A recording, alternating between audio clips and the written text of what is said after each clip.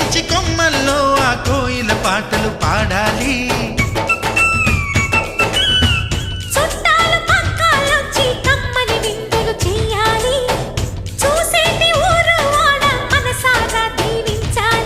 నలుగురు కలిసి చేతులు కలిపి మన కలలన్నీ పండించాలి. ఒక చోట పుట్టని కోడళ్ళు అయ్యారు అమ్మకే కూతుళ్ళు. త్వరలోని ముద్దుగా పుడతారు ఈ తాత పోలికల మనవళ్ళు. ఈ సంతోషాలు సరదాలే మా పండుగలు.